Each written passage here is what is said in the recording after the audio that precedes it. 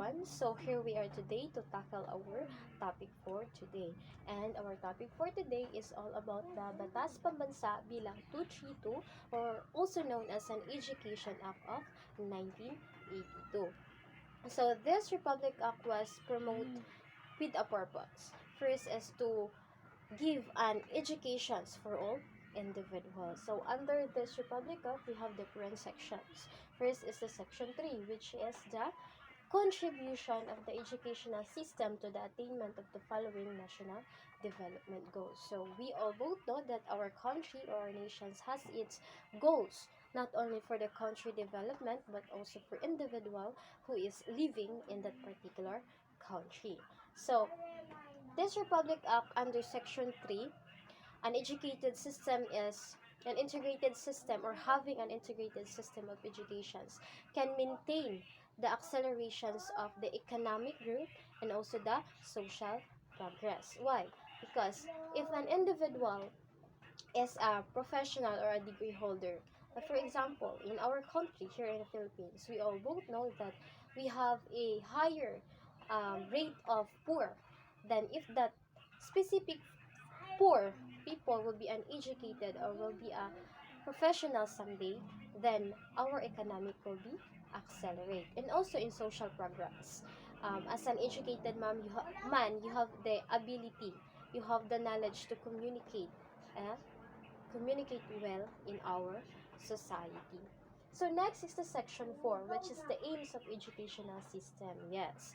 So this Republic Act has its aim, like I said earlier. First is to provide a broad general education for individual. Yes, it is very important. That is the very important aims of this education. So going back in the past few years, from BEC or basic education down to K to 12. And next is the trains manpower of the nations. Through educations, through learnings, the individual that living in our country will be trained accordingly with their talents and skills that is very helpful in our community. Next is to provide a leadership. Yes. So if you are an individual that is professional, you have the ability to be a leader in our country. Yes. Next is responding effectively to the changing needs and conditions of our country. One of the best example of this is during pandemic time. Yes, um, our face-to-face classes is nag-stop. Yes, but because we Filipino, we all known as a resilient. Yes, that's why the DepEd implement modular or online classes in order for us to continue our study.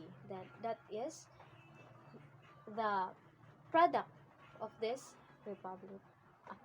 Next is section 6, which is the educational community. So what is educational community, or who are the educational community, or what is the educational community? Now when we say the educational community, this is pertaining to those people who are involved in organizing teaching and learning process. Yes, this includes our parents, students of course, and also the school personnel or faculty.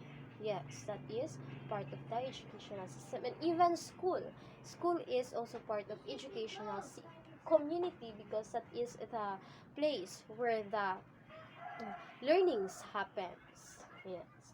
Next is section 8, which is the rights of parents. Yes, our parents has its right not only outside the school but inside a school. So first is the parents has the right to join any school activity or any school programs. Yes, it is very important. Why?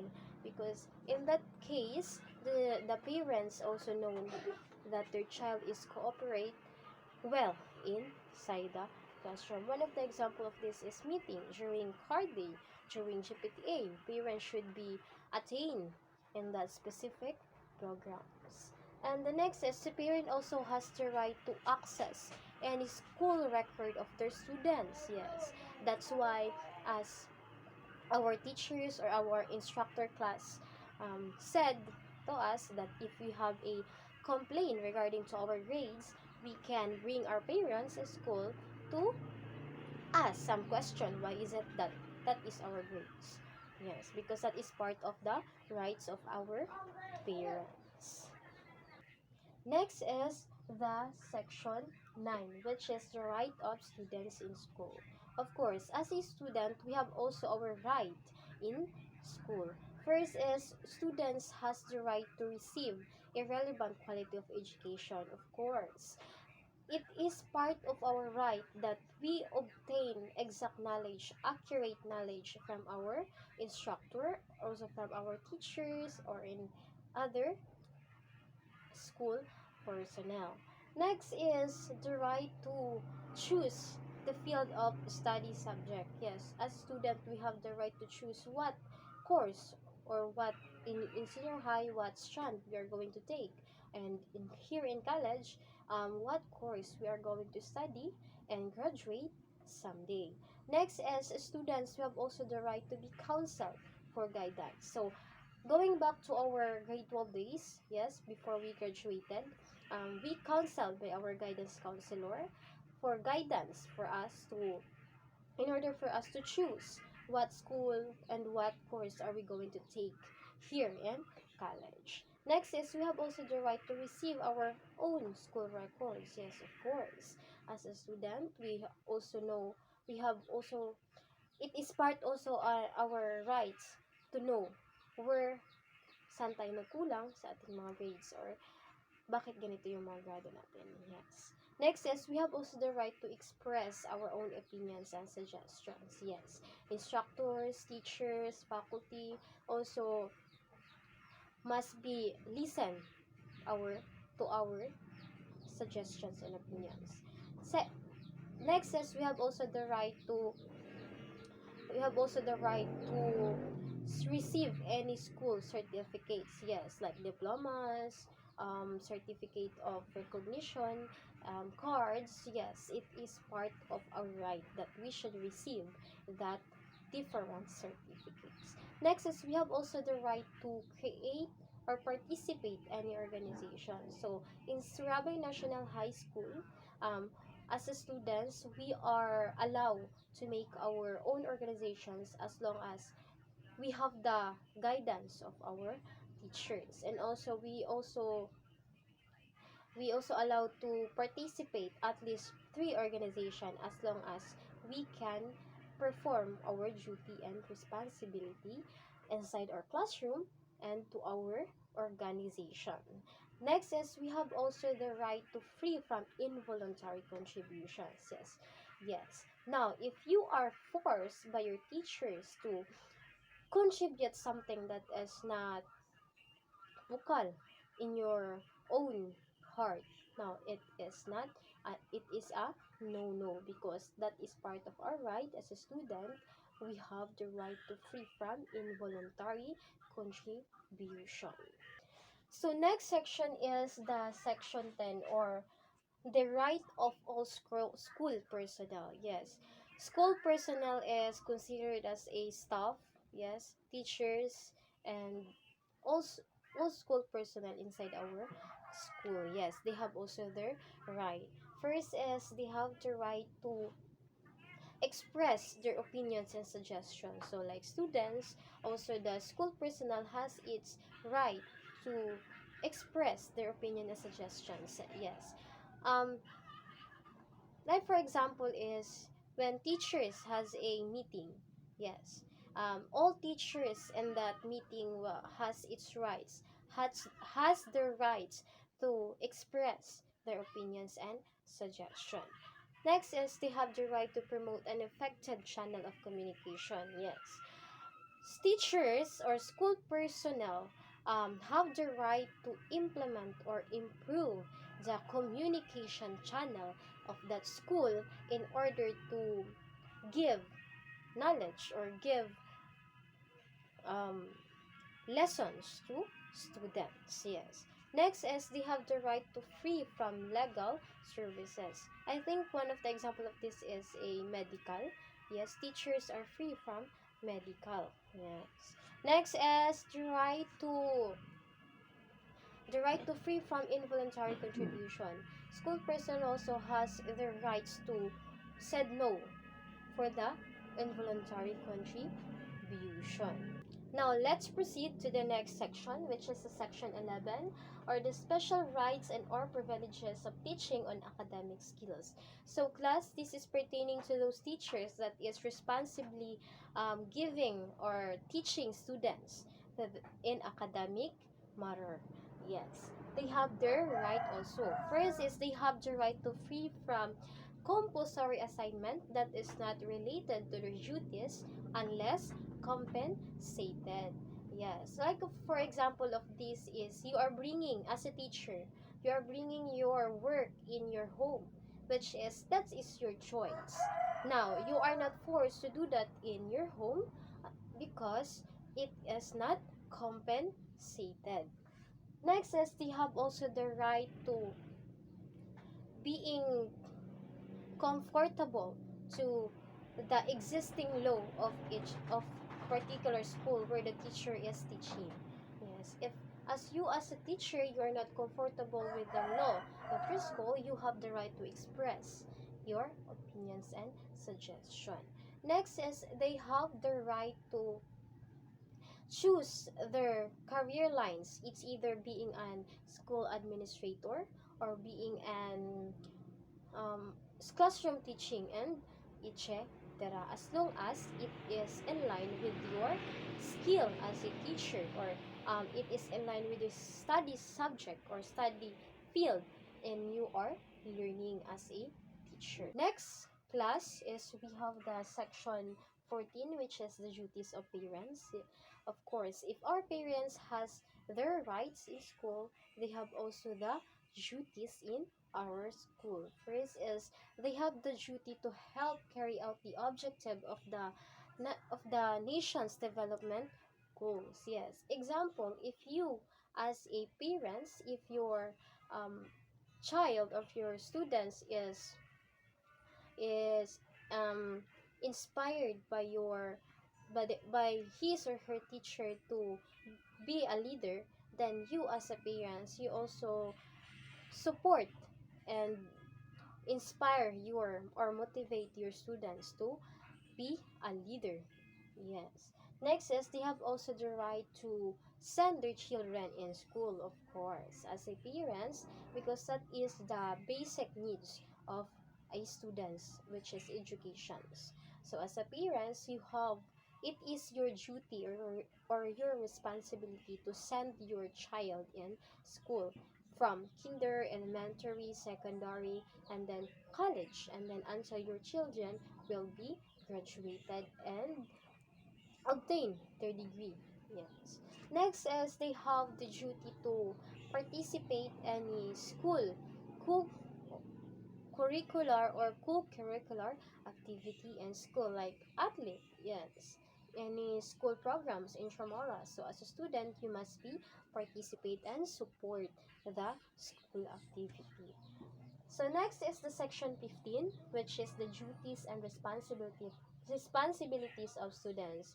Of course, as a students, we have our duties and responsibilities, not only our parents. As a students, we have the duties and responsibilities not only inside our school, but also in our community where we are living. First is, as a students, we must develop our potential. Yes. Hindi yung inaasa lang natin lahat sa teachers. We also, we must also um, nangunguha or nangangalap ng knowledge in order for us to support our study. Next is, we have the right to abide or follow school rules and regulations. Yes, it is very important. So now if you as a student you have a complaint or you are not comfortable with your the the school regulations of your school, you have also the right to express your suggestion and opinions. But from the word you're a student, yes, you must follow as long as the school rules or the regulations of your school is it is good. Yes. Next is you have the right to maintain the peace of your school. Yes, as a good student. Good student. Yes. You must be a leader for the peace of your school, not for the trouble. Yes. Next is you have the right to exercise your rights respectively with knowledge. Not hindi yung alam mo na may right ka, yes. Kumbaga, sugod ka lang ng sugod. Dapat you have the knowledge about your right as a student. And also, you have the right, duty, I mean. It is part of your duty to participate to the promotions of the general welfare for the development of your community or society. Example of this is if your barangay is implementing a cleaning. So, as a student, as a part of your community, you need to help. So let's continue for the next section, which is the section 6, the teacher's obligations. Yes, teachers also has its obligations. First is the teachers must perform the role as a teacher that is in line to the objectives of the school, to the philosophy of the school. Like in MSU, Buog, yes, MSU Buog Artelim Extension. The teachers there or here in our school must be teaching or perform the role in line with the mission and vision of the MSU and also with the core values of the MSU. Next is also the teacher's obligation is provide effective and efficient learning to the students despite of the unavailability of school resources. Yes, as a teachers, if the school where the teacher is teaching is lack of learning resources, the teacher must go outside of that school. It's not literally na pupunta sa school, but look for online, yes, to obtain learnings that can give to the students. Next is one of the obligations of these teachers is to create regular report toward the performance of the students. Yes, it should be recorded, like oral recitations, quizzes, reports. Yes, it should be recorded. Next is teacher's obligation is um, avoid deductions of the scholastic ratings of the children. It's a no-no. Don't deduct to the original grades of the students. As a teachers, you can add, but you can't deduct to the original ratings or original records of your students. Next is be a constructive agent for the changes of your society. Yes, if your society is implementing a cleaning, so as a teachers, you must also be participate, not just the students, but also as a teachers, you should be participate to the activity. Next is the section 20, which is the formal education. When we say formal education, it is pertaining to the hierarchically structured, chronologically graded learning system organized by the formal education system that is following to the curriculum awards in order for the children to proceed to the next level of education. So example of this is when the students is accelerate from grade 1 to grade 6 or from what year to another year, then that is not formal education. So we can say if the students is undergone with the formal education, if the students is um, nagmula sa kinder, grade 1, grade 2, 3, 4, and then higher. Yes, that is formal education. Next is the section 21, which is the objectives of elementary education. Elementary education objectives is very simply, since the students or the children is started in elementary education, so the teachers and elementary educations, or the elementary education is um, need to need to um, pinapalabas or discover the skills, the talents, or the potentials of the children in elementary. Um, as I remember when I grade 3, I think, yes, my teacher in my advisor in grade 3, she story her personal experiences before siya naging teacher. And starting that, she said also that teacher is a noble job. Yes. That's why starting that, I said to myself that I want to be a teacher someday. In elementary educations, there the students started to dream high, started to plan what are they going to be in the future, and that is the objective of the elementary education. To mm, kumbaga dun sa elementary education din nila pinapakilala, or they introduce different job in our society, and that is the time that children will be having their plan, what are they want to be in the near future. Let's continue, class, with the next section, which is the section 22, the objectives of secondary education. So secondary education has its simple objectives. So as the continuations of the objectives of elementary educations, secondary educations will enhance the skills or the talents that the children learn from their elementary educations. That's why, as you observe, from the dream of the students from elementary will be changed in secondary, because the perspective of each students enhanced by the secondary educations in order for them to be clear what they wanted to be someday. Next is the section 23, which is the objectives of secondary education. So here, the tertiary educations train the students to the professions that they choose. So from the rights of the students, they have the right to choose their career.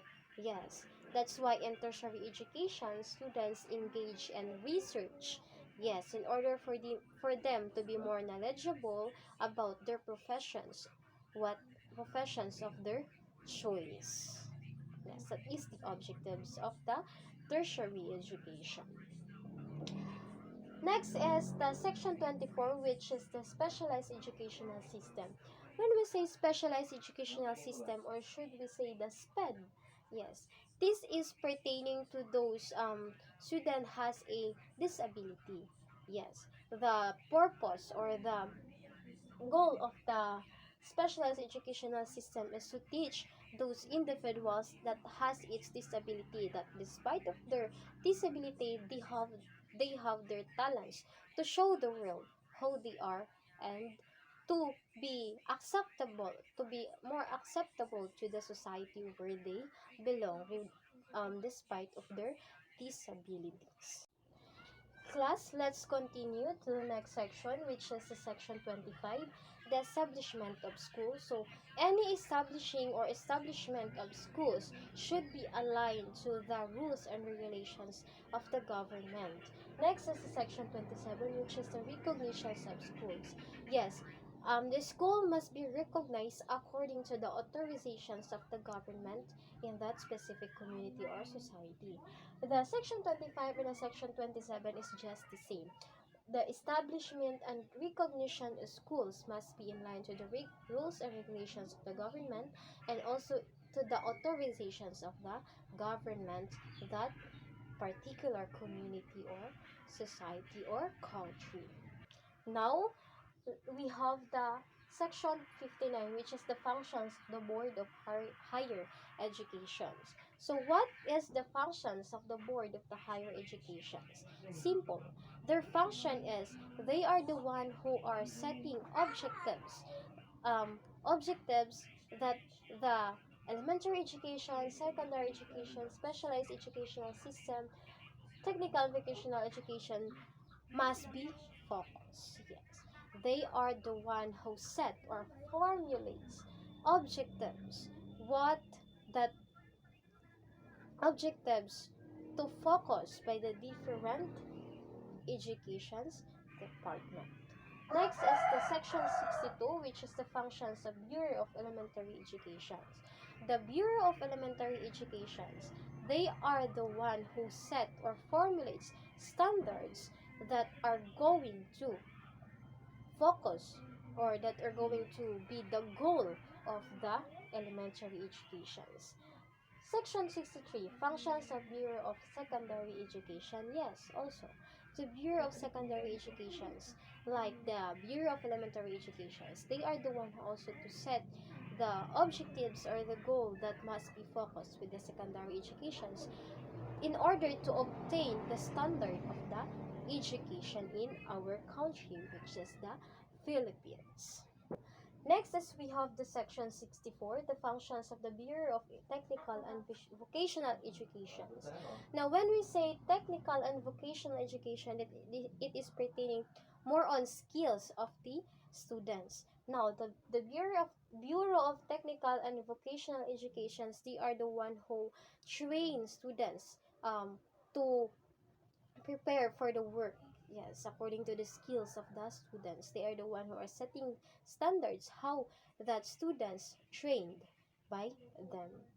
Next is the section 65, which is the functions of the Bureau of Higher Education. I think higher education, it is pertaining to the college, yes. And the Bureau of Higher Education, they are the one who's setting standards that must be the focus of the teachers in training the college students in order for the profession's choice.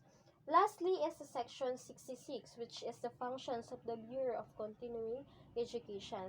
It is pertaining to the ALS. When we say continuing education, they are the one who are setting standards for those students that is not engaged formal educations. And ALS is the best example of this.